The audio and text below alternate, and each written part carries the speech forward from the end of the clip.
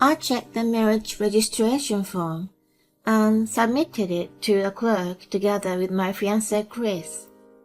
The clerk said, "Well, let me check it for you," and received it. While waiting, Chris walked to his family in a good mood. With him, I could build a happy family and get along well with his family. Just when I was thinking that, I heard worrisome words in the conversation between Chris and his family. It took a long time. Once they submit the marriage registration form, she won't be able to escape from us easily. I finally got my servant. I won't have to work now either. Chris, you did really well. From now on, we can live luxuriously. Yes, I want a brown bag. I want golf clubs. I'll even let her do all the housework. We can live gracefully from now on. I couldn't believe what I just heard. What are these people talking about? As I froze in surprise, the clerk was opening her eyes wide. Apparently, she heard that too. Maybe Chris and his family were so happy that they didn't realize they were talking louder than they thought. The clerk looked at me and whispered, "There's no omission, but I'll give this back to you," and gently handed the marriage registration form back to me. I whispered, "Thank you so much," and put it in my bag. My name is Mary, 30-year-old office worker. I studied really hard to get into a high-level high school and university. Then I got a job at one of the most famous IT companies in the world. And I focused on producing results. Then I was promoted to section manager at the age of 30. The harder I worked, the more results I got, which is fun and fits my personality. But sometimes I feel lonely. It's been a long time since I had a boyfriend last time. And when I see my friends around me getting married or having babies and looking happy, I sometimes feel sad. I wonder if I'm going to be alone for the rest of my life. Mary, what are you thinking about? My coworker Justin talked to me. Oh, hi Justin. Did I look like that? You look like you were having a problem. Oh, it's nothing. Thank you for worrying. Oh, okay. That's not good. Maybe I really should get a boyfriend. I asked a friend of mine for advice, and she held a home party for me. That's when I met Chris. Chris is the same age as me, and works for an IT company too, so we had a lot to talk about. We started dating, and the relationship continued smoothly, and we got to know each other better and better. He's very family-oriented, and I got to meet his family early on. I was often invited to his parents' house for dinner. Mary, nice to meet you. I'm Chris's mom, Catherine. I'm his dad, Mike. Nice to meet you. I'm Mary. Hi, I'm Chris's sister, Kate. I didn't know Chris had such a cute girlfriend. His family seemed very nice. Do you have any food you don't like? No, I can eat anything. Chris has a lot of picky eaters. Oh, that's a childhood thing. Well, what did Chris hate? He hated broccoli and asparagus. I had to shred it and put it in meat. Oh, really? Mom, stop it. You're embarrassing me. A friendly and happy family. That's what I always wanted. My parents divorced when I was in middle school. I lived with my dad, and my sister lived with my mom. My sister and I didn't get along very well, so when I found out that we were going to be separated, I wasn't that sad. The reason why my dad and mom divorced was that both of them loved their work and didn't want to do housework for us at all. In the end, they decided to divorce, taking one child and do the housework equally. Both my dad and mom had high incomes, so neither of us had trouble living. My dad was not indifferent, but basically left me alone and let me be free. I really wanted to be independent. I thought the best way for that was to go to a high-level university and get a job at a good company. So I studied really hard. Then I was able to get a job at one of the most famous IT companies in the world. But I had never felt family love. So I adored Chris's warm family. Think of us as your other family. I guess Chris said so because he knew my family situation. I was regularly invited to his parents' house for dinner. His sister Kate seems to think of me as a real sister and asks me about work. After graduating from university, Kate got a job at a dishonest company. Long hours, no overtime pays, and too much work. So she quit and is now working part-time at an ice cream shop.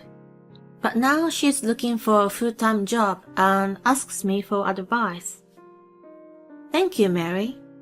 This is very helpful. It's okay, Kate. I like talking to you.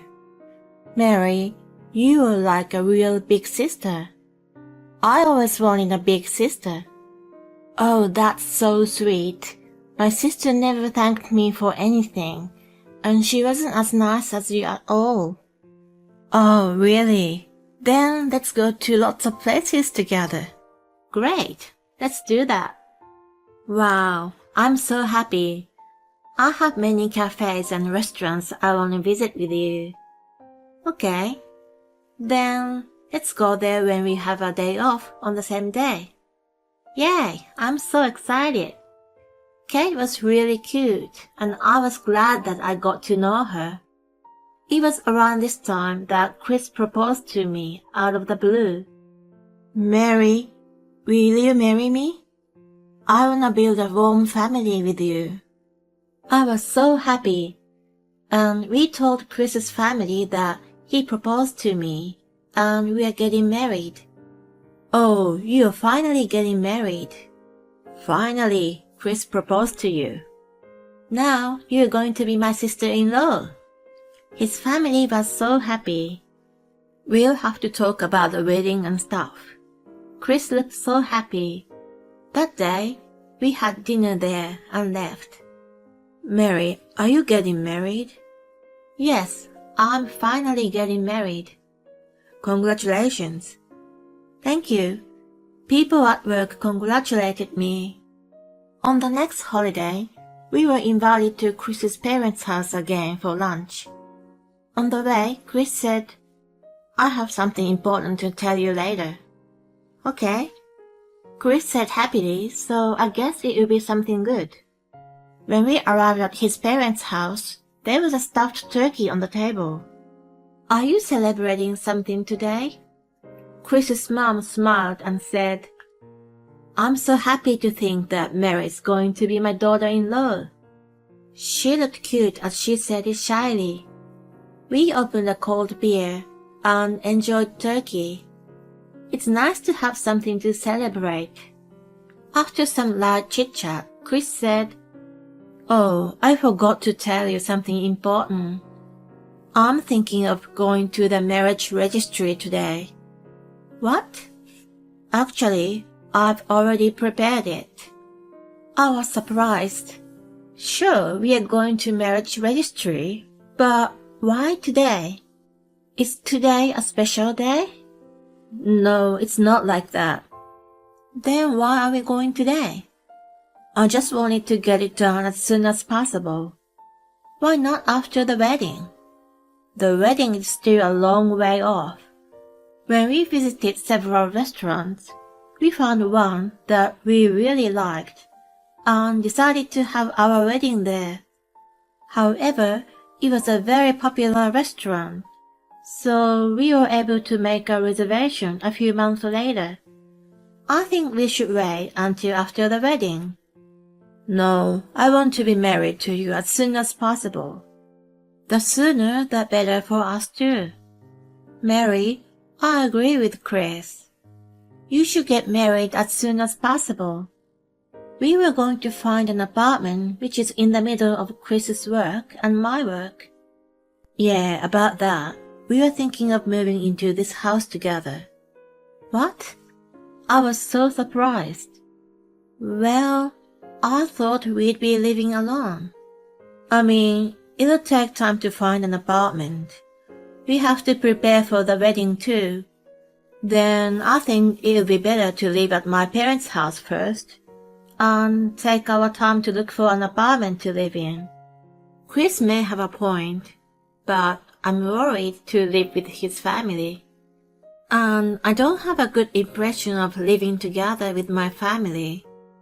Chris's family members are all nice, but will they really be okay?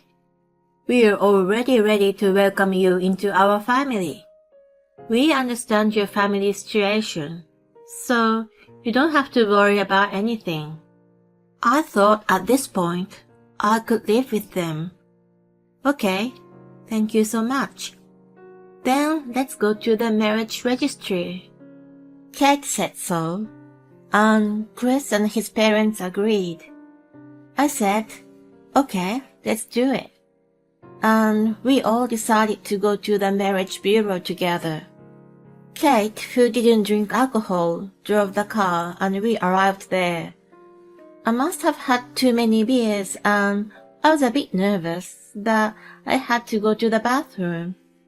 So I went to the bathroom before submitting the marriage registration form. When I came back from the bathroom, Chris's parents and Kate were talking happily. I checked the marriage registration form and submitted it to a clerk with Chris. The clerk said, well, let me check it for you, and received it. While waiting, Chris walked to his family in a good mood. With him, I could build a happy family and get along well with his family. Just when I was thinking that, I heard worrisome words in the conversation between Chris and his family. It took a long time. Once they submit the marriage registration form, she won't be able to escape from us easily. I finally got my servant. I won't have to work now either. Chris, you did really well. From now on, you can live luxuriously. Yes, I want a brand bag. I want golf clubs. I'll even let her do all the housework. I couldn't believe what I've just heard. What are these people talking about? As I froze in surprise, the clerk was opening her eyes wide. Apparently she heard that too. Maybe Chris and his family were so happy that they didn't realize they were talking louder than they thought. The clerk looked at me and whispered, there's no omission, but I'll give this back to you, and gently handed the marriage registration form back to me. I whispered, thank you so much, and put it in my bag. After I put it in my bag, Chris came to me. Has it been submitted with no problem? Yes. Then let's go home. I followed Chris's family. They used to look like a warm, friendly family, but now they just look scary. That day, they drove me home, but the next day, Chris told me that we got married and we should live together at his parents' house now. I said okay, and decided to move into his parents' house to find out if that conversation was true.